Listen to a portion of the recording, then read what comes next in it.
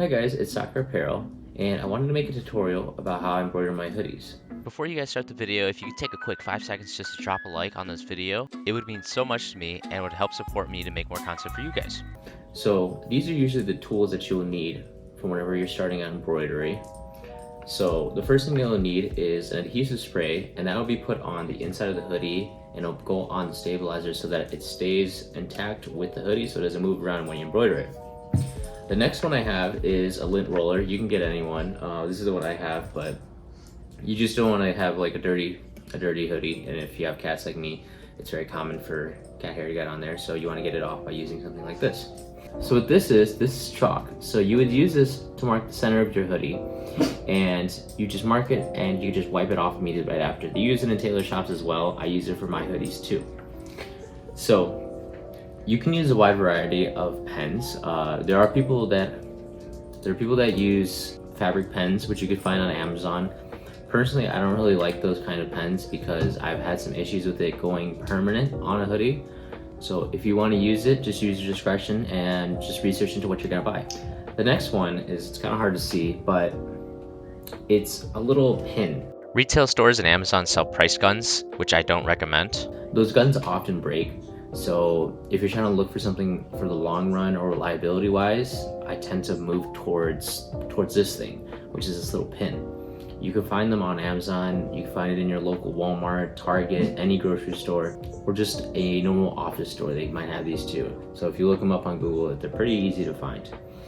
And to go with them is what you do is, in my videos, is I will basically hoop them through, and then I will put my business card by using a punch card. So that brings me to the next one, is business cards. So if you want to start your brand, you want to basically market yourself, and you want to let people know what your brand is, who you are.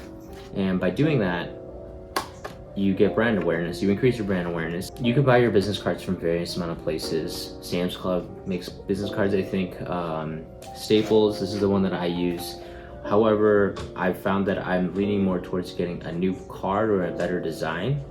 But for the beginning, it is definitely a good option. It's cheap, it's affordable, and they're pretty good quality.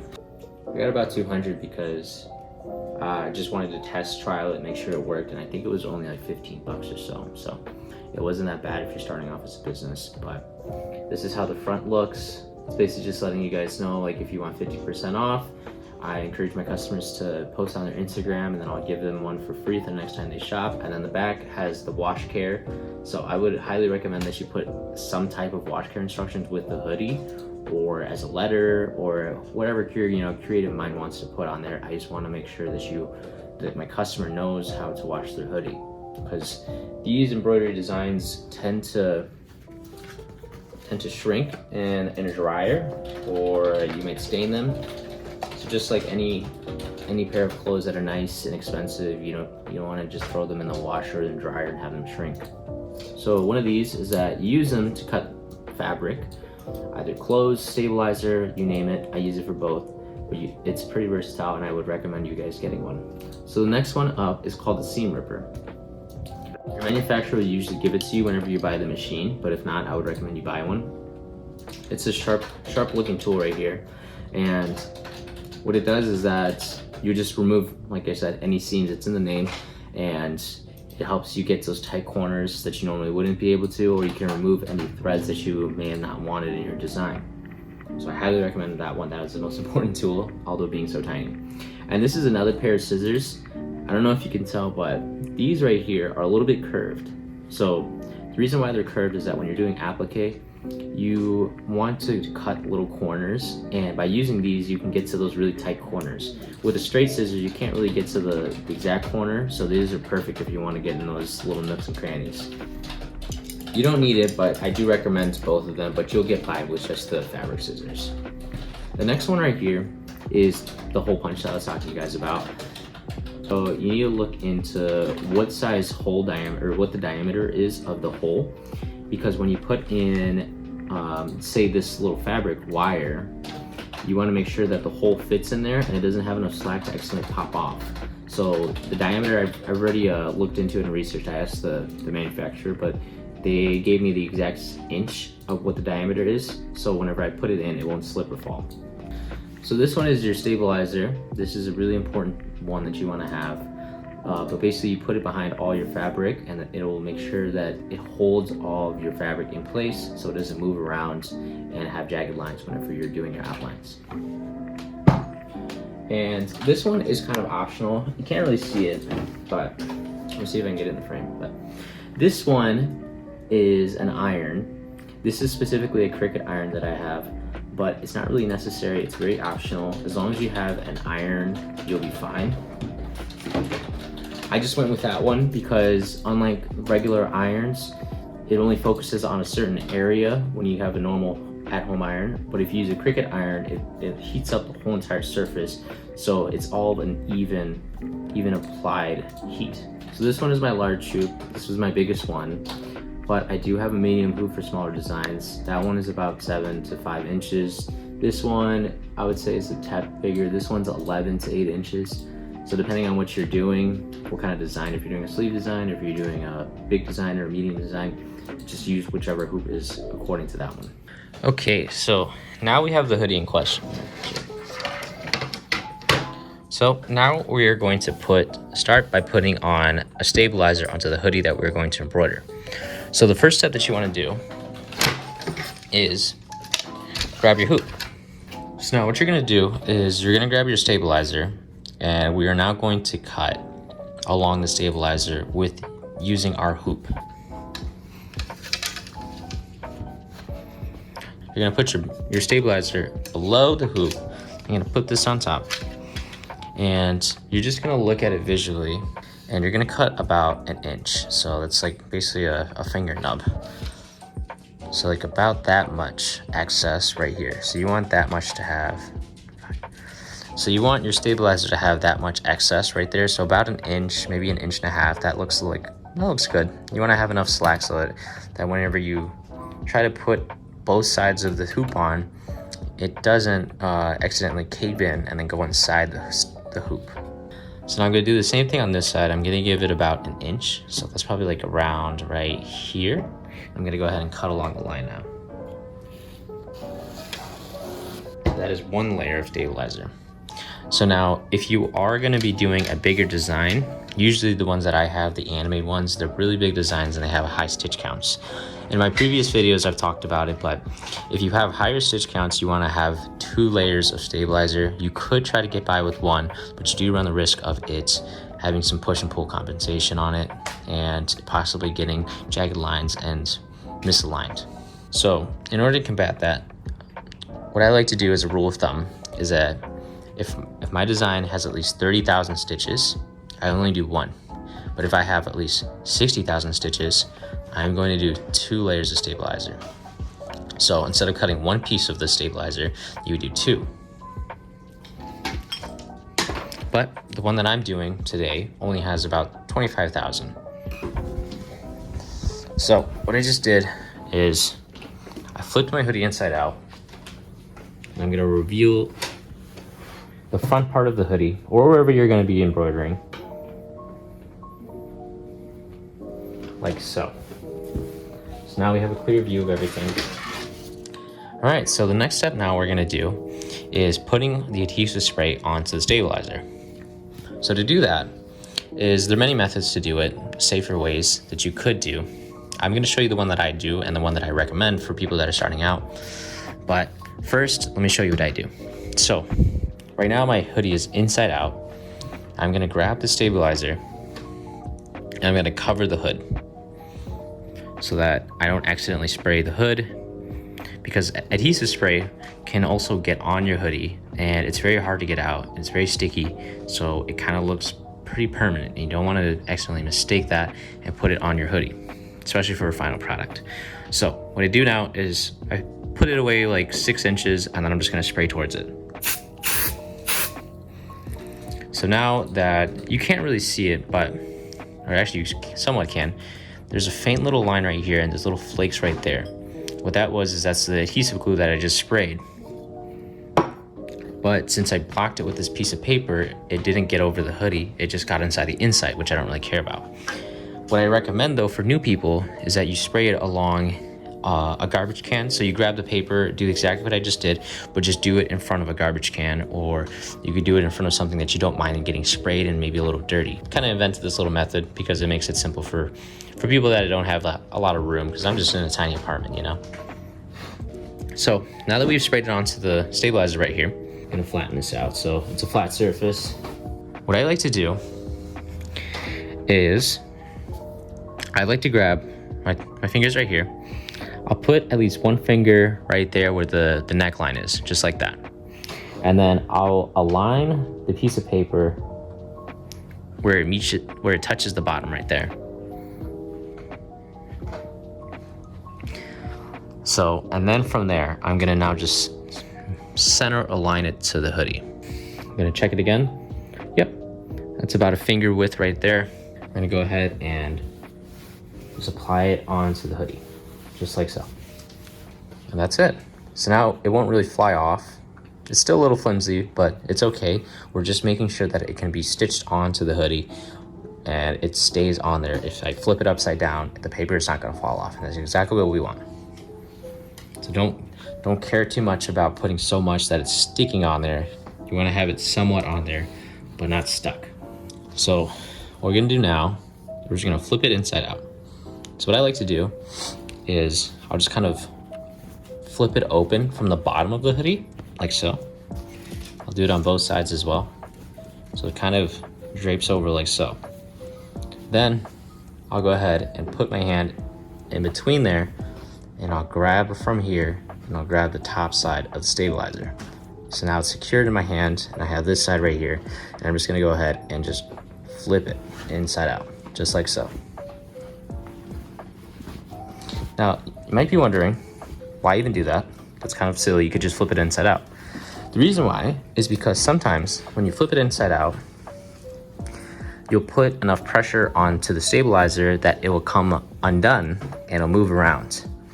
And that's exactly what we don't want, because whenever we do our stabilizer, if it gets misplaced by a little bit, then we have to go back in, and it creates a hassle because you have to move it around inside the hoodie or take it off and flip it inside out, when you could just do it good in one go. We're gonna feel it out, make sure that there's any wrinkles inside of the paper or inside of the hoodie. So the next step is applying our hoop. So I'm gonna put that right there to the side. So I'm gonna go ahead and first loosen up the hoop a little bit so that it has enough slack to it where I can put it onto the main hoop right there, and it's not squishing it, because I also want to tighten it up so it doesn't move too, but I don't want to be too hard where I can't even put it on. We're gonna go ahead and insert this. And here's my stabilizer right here. It's kind of hard to see, but it's right there. I'm gonna put the hoop underneath it so that the stabilizer is on top. And we're just gonna go ahead and put that in, and we're gonna have it like so. So I'm not gonna put it all the way in, because first, what I need to do is I need to mark my center line on my hoodie. And I forgot to mention this one, but if you have one of these, this is a little measuring tool that I use. Basically what it does, it just gives you the center and how many inches are away from the collar. So when you're using this, I always recommend having at least 4 inches from the center of the hoodie, so it gives you an accurate spacing for where to put your design. So just go ahead and place it like so. And you're just gonna gauge with your eye where the center of the hoodie is, and try to make it straight as possible too. So you're just gonna line it up with the collar. There's a seam right there which indicates the collar seam. You're just gonna place it right there, and you're just now gonna measure everything out and see that it's in the center, and then you're just gonna go down and go for 4 inches. And we're gonna grab the chalk that we talked about, and we're gonna go ahead and mark it right there. So